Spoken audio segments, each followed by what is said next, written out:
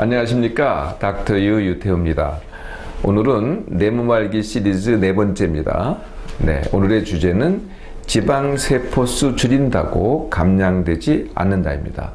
몸 안에 이제 지방세포가 있겠죠. 네, 그래서 지방세포가 어릴 때부터 비만이다, 소아 비만이다, 그러면은 지방세포 수가 많이 늘어난다, 이렇게 아마 들으셨을 겁니다.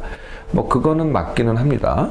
그래서 이 늘어난 지방세포 수를 줄여야만 감량이 된다라고 주장하는 이런 시술들이 있죠.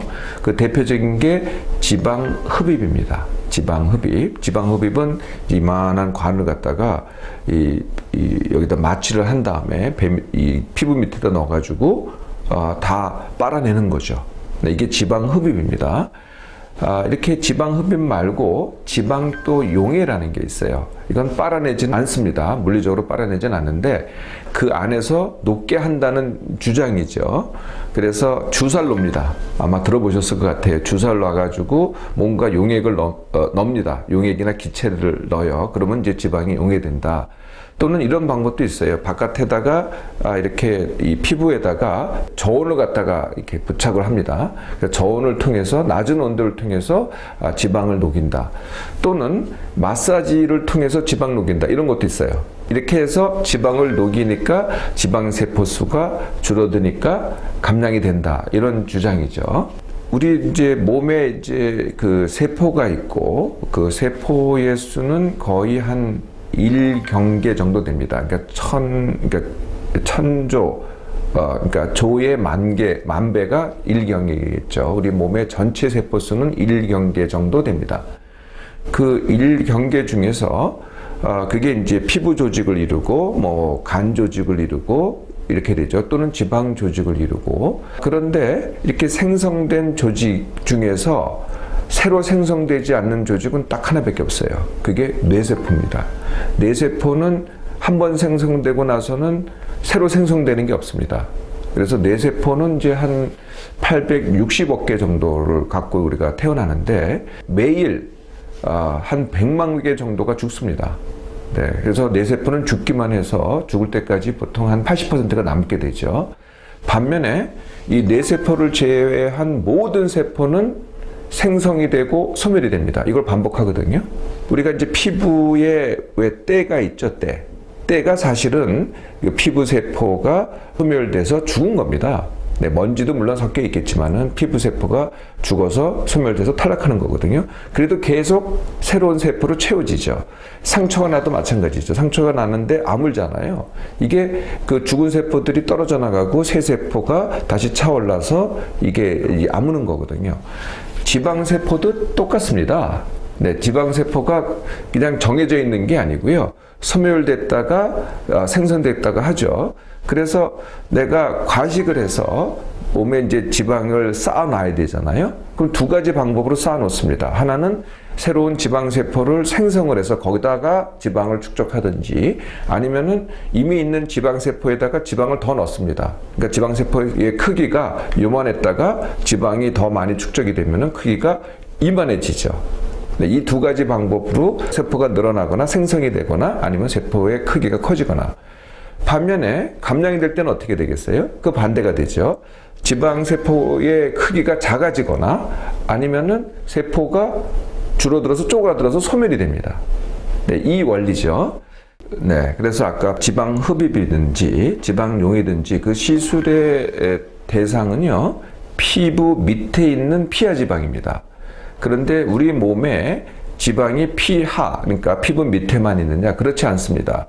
여러분들 내장지방 들어보셨죠? 내장지방은 배 안에 있습니다. 그런데 거기만 있느냐? 근육 내에도 있어요. 근육 내에 있는 게 이제 우리 몸에 있는 건 잘 못 보시겠지만은 여러분들 드시는 음식 중에서 꽃등심 있죠, 꽃등심. 한우 꽃등심. 보면은 이렇게 기름이 송송 박혀 있잖아요. 네, 그래서 입에 넣으면은 그냥 부드럽고 뭐 살살 녹잖아요. 이게 기름입니다. 그러니까 근육에 박혀 있는 기름. 또 이제 간에 또 기름이 박혀요. 그러니까 몸에 기름이 많으면 간에 기름이 박히거든요. 그게 지방간입니다. 사람한테는 그게 지방간인데, 그럼 우리가 먹는 음식 중에서 어떤 음식이 지방간이냐? 그게 그 유명한 푸아그라입니다. 아마 제가 지난 시간에 한번 소개해 드린 것 같은데요. 푸아그라는 그 거의의 지방간이거든요. 네, 우리가 기름을 많게 해가지고 그걸 우리가 먹는 거죠. 그런데 시술은 이러한 그 피와 지방만 해당이 되지, 이렇게 내장 지방이라든지 그 몸 안에 있는 거는 전혀 작용될 수가 없습니다. 또 시술에는 유효기간이 있어요. 네, 우리가 이제 성형수술은 뭐를 건드려요? 피부를 잘라내거나 아니면은 뼈를 갈아내거나 아니면은 근육 같은 걸 갖다가 뭐 조작을 하죠. 그래서 성형수술은요, 유효기간이 좀 깁니다. 한 1년 정도 갑니다. 1년이 지나면은 또 이상한 모습이 되죠. 반면에 이러한 지방 용해는요, 한 번에 되는 게 아니고 긴 시간에 되는 거거든요. 그런데 지방 흡입은 유효기간이요, 짧으면은 1주 내지 2주, 길어봐야 1개월입니다. 저한테 온 지방 흡입을 받고 온 여학생이 있었어요. 한 20대 중반쯤 되는 여학생인데, 저희 병원 바로 밑에 성형외과에서 5kg을 지방 흡입을 하고 왔어요. 5kg입니다. 이게 한 번에 5kg의 지방 흡입은 이거 정말 장난이 아닙니다.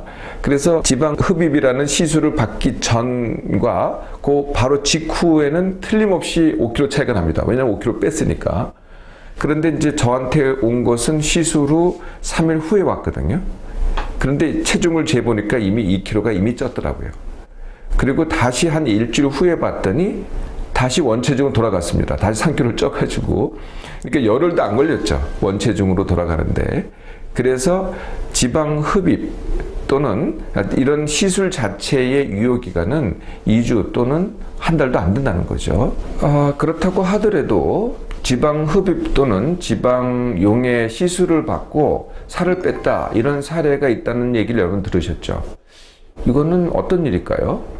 일단 이 사례조차는 사실은 극소수입니다. 네, 그러니까 사례니까 극소수죠. 진짜 극소수고요.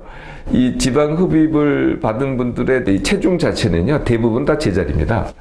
그리고 더 이게 문제가 되는 거는요, 오히려 살이 찌는 사람도 굉장히 많습니다. 그런데 알려지기로는 살을 뺐다, 이런 분들만 알려지죠. 그거 왜 그런지 아세요? 당연히 그렇죠. 그러니까 뺀 사람만 나와서 얘기를 합니다. 그런데 다시 찐 사람이거나 제자리인 사람들은 이게 자랑할 일이 아니거든요. 그러니까 얘기를 안 해요. 또 시술을 한 병원도 잘된, 그러니까 살을 뺀 사람만 광고를 하겠죠. 네, 아니면 선전을 하겠죠. 이게 실패한 경우를 갖다가 얘기하겠어요. 우리는 이걸로 살을 뺄 수 있다, 이렇게 자꾸 믿게 되는데, 사실은 정말 대부분의 사람들한테는 그렇지 않다는 거죠. 그래도 감량이 되는 사람이 있는데 그 이유가 사실 있기는 합니다. 그러니까 지방 흡입이라는 시술 자체는 유효기간이 뭐 2주밖에 안 되는데, 다른 이유가 있어요. 대부분의 그 시술을 한 데에서는 반드시 약을 주거나 무엇을 조심하라고 하거나 아니면은 운동을 하라고 합니다. 네, 그러니까 실제로 체중이 빠졌다고 하면은 시술의 효과가 아니고 덜 먹었거나 운동을 했거나 이것의 효과라는 거죠. 네, 또는 준 약의 효과죠. 이런 것을 시술이 감량시킨 게 아니고요. 시술에 따라서 다른 걸 했기 때문에, 운동을 하거나 절식을 했기 때문에 감량이 돼서 이것을 시술의 감량 유발 효과라고 합니다. 그런데 시술 자체도 유효기간이 있는 데다가 그 시술에 의해서 감량 유발이 됐다 그러면 그것조차도 유효기간이 있습니다. 그러다 보니까 또 다른 자극이 필요하거든요. 그래서 자꾸 반복을 하게 돼요. 만약에 정말 감량이 됐다고 하더라도. 그래서 시술 받은 분들의 상당수가 요요를 반복하게 되는 거죠. 이거랑 비슷한 현상이 한약 먹고 살을 뺐다, 이런 분들도 많이 계세요. 물론 뺀 분도 계세요. 근데 그것도 한약 자체의 효과라기보다는 한약을 먹으면서 이런 말씀 들으시죠. 이 음식 저 음식 이 음식은 피해라. 이게 무슨 말이냐면은 이 음식 저 음식 다 피하다 보면은 어떤 효과가 나와요? 이게 절식 효과가 나옵니다. 근데 한약을 하루 이틀 먹는 게 아니라 3개월, 또 먹다 보면 6개월을 먹어요. 그러다 보니까 계속 절식을 하는 거죠. 네, 사실은 한약의 감량 유발 효과입니다. 한때 유행했던 반신욕도 마찬가지입니다. 반신욕 해서 살 뺐다는 분들이 한동안 그런 분들이 있었죠. 그분들도 반신욕 자체 효과가 아니라는 거죠. 그게 아니고요. 반신욕을 하면서 내가 휴식을 취하게 되니까 이제 덜 먹어도 되고 운동을 더 해도 되고, 그래서 사실은 절식과 운동의 효과가 있다는 거죠. 반신욕도 그냥 한 번만 하는 게 아니라 몇 개월 하잖아요. 그러니까 몇 개월 동안에 절식하고 운동해서 살을 뺐다. 이게 이제 진짜 효과가 되는 겁니다. 지난 시간에 제가 말씀드렸을 겁니다. 비만이라는 것은 굉장히 인위적입니다. 자연적이지가 않거든요. 그러니까 자연적인 상태에서는 비만이 되지 않는다는 거죠. 우리가 어떤 이유든 사람만이 비만이 되고 그것은 굉장히 인위적입니다. 근데 그 인위적인 상태를 갖다가 다시 시술이라는 인위적인 방법으로 또 해결을 하면은 이게 반복이 된다는 거죠. 이 인위적인 상태를 갖다가 인위적인 방법으로 또는 남이 해주는 방법으로 하면은 자꾸 반복하게 됩니다. 그런 방법보다는 내 몸을 원래 자연적인 상태로 되돌리는 훈련, 이게 닥터 위의 감량 다지기 훈련입니다. 그러니까 평생 하는 게 아니고요. 딱 한 번 해서 내 몸을 자연적인 상태, 그래서 훈련이 끝난 다음에는 그냥 내가 더 이상 다이어트 할 필요도 없고 더 이상 고민할 필요도 없고 이런 상태로 만드는 훈련 어떻습니까? 계속 남이 해주는 시술에 너무 현혹되지 마시고요. 내 스스로 내 몸을 한번 자연적인 상태로 만들어 보겠다. 어떻습니까, 여러분들? 감사합니다.